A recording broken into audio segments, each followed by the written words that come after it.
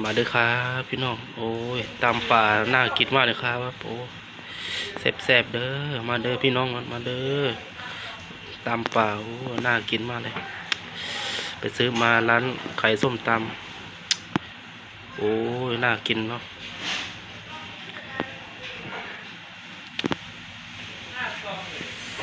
มีกุ้งด้วยโอ้ย